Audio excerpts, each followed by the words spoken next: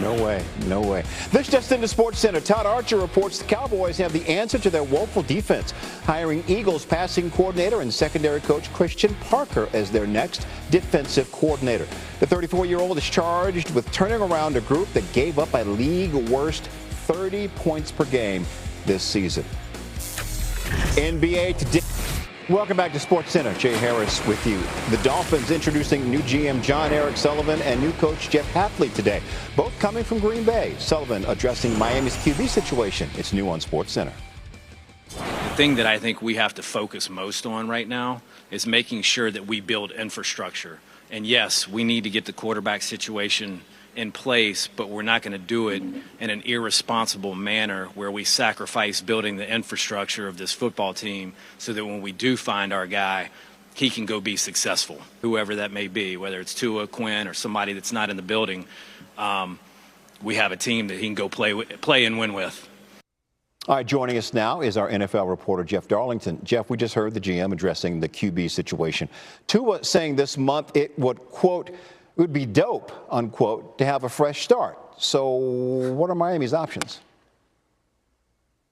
Well, dope it will be then, Jay, because the options right now are the Dolphins can pay Tua and have him play or pay Tua and cut Tua. But paying Tua is not really an option at this point. They have to do that. And I do anticipate this team eventually moving on from Tua Tagovailoa as their quarterback. And yes, we did hear from John Eric Sullivan, the new general manager. And no, he wasn't given some type of ultimatum when he got this job. He will certainly evaluate it, as he said. But based on my conversations, I just don't see them keeping Tua at this point. Yes, that comes at a great cost. If it's a post-June 1st designation, we're looking at $67 million cap hit this year, $30 million next year. It's huge. But this team still feels like Tua is part of the previous chapter, which clearly they have tried to reset from. I do not think that Tua Tagovailoa is immune to facing the music of what ownership feels like is a full rebuild here in Miami. We will keep an eye on that. Meanwhile, Jeff Hafley taking one of the 10 available head coaching jobs this cycle, leaving 6 teams still searching for a new leader. That includes the Bills, Ravens, and Steelers, who all made the playoffs this year. So, Mr. Darlington, what are you hearing about those vacancies, starting with the Bills? Oh, that is cute. Who have Josh Allen in the prime of his career. That does look like a fun ride, but the carousel, on the other hand, very stressful ride for a lot of these people. We know the Bills are basically getting a late start to this because they fired Sean McDermott late in the cycle, but they do have plenty of interviews lined up with candidates, by the way, who are also in line for several of these other jobs. I do feel like a lot of these shoes are about to drop. We do have a couple interesting ones. Anthony Weaver interviewing with the Pittsburgh Steelers tomorrow, that 2 days after he interviewed in person with the Baltimore Ravens. Weaver, a very fascinating one because now he is very well liked and respected by both the Steelers and the Ravens in the same division. It'll be interesting to see if those two try to get a jump on this to avoid the other one hiring him. That being said, Jesse Minter, the Chargers defensive coordinator, also a candidate for that Ravens job, also a candidate for the Raiders job. Don't forget about Raiders and Browns. We've got a lot of things that have to happen, but I do think the dominoes are about to start falling. All right, Jeff Darlington, my brother, thank you. Appreciate you. We are following a developing story in college football. Tomorrow is the deadline for conference commissioners to agree to change the playoff format from 12 to 16 teams. There's overwhelming support for 16, but the Big Ten and SEC are holding up a decision, and due to a memorandum of understanding among the conferences, those two get the final say. College football reporter Pete Thamel is with us now. Pete, ahead of this deadline, what is the very latest on potential CFP expansion? Well, look, Jay, you said it. This decision is ultimately going to be up to both the Big Ten and the SEC, and I've been told they have been talking all week about this. The latest that I've heard today from sources is that the expectation is still we will end up with a 12-team playoff. That was the resounding sentiment coming out of the CFP meetings over the weekend down in South Florida after the national championship game. And look, both sides are firm on where they are. The SEC is looking to go to a 16-game playoff. The Big Ten is open to that, but only if after 2 or 3 years that offers a bridge to a 24-team playoff.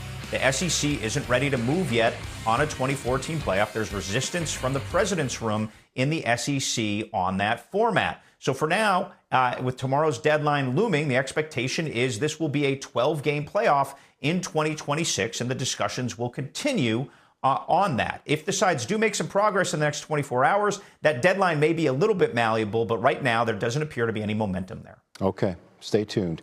Let's get to one of the stars in the transfer portal. Duke quarterback Darian Mensah is in the portal after signing a multi-year deal with the Blue Devils in 2024. Duke has requested an injunction that would prevent him from leaving. What's the latest on where things stand? Well, it's a pretty interesting standoff. With Darian Mensah going into the NCAA transfer portal on the final day, it left Duke without its star quarterback and really without a pathway to secure a quarterback for 2026. February 2nd in Durham County Court, there'll be the next hearing on this issue. And there's, really three ways this can go. There could be some type of settlement between Duke and Darian Mensah and his people. Mensah's likely destination, according to sources, is the University of Miami. And then, obviously, if the injunction comes on February 2nd, the TRO, the temporary restraining order that's been granted, basically says that Mensah right now can't play for another team or enroll in another school. He is technically in the portal. So pushing forward, there's either settlement, Mensah returns, or they wait for a judge's decision, which becomes tricky because of the timing with the semester starting and spring practice looming.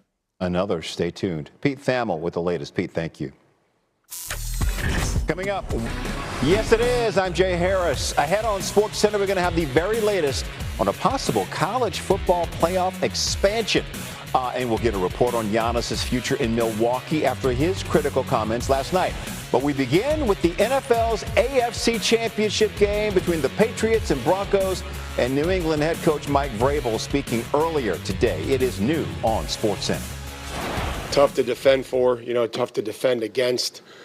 I think he does a great job with his personnel and his scheme and the guys that he had in New Orleans and how they use those guys, and then certainly how he's using the weapons offensively in Denver. I think you have to prepare for a lot. I think he's had his core concepts that he's had for a lot of years, and then he's just continued to add onto that, as some of the game has changed and some of the ideas and the schemes have evolved. And so I think that's pretty unique. He's a proven winner in this league. All right, let's bring in the A-team to talk about it. Patriots reporter Mike Reese, senior NFL reporter Jeremy Fowler, and Super Bowl champ Jason McCourty right here. All right, I'm going to start with you, Mike. Broncos coach Sean Payton has been described as a brilliant offensive mind.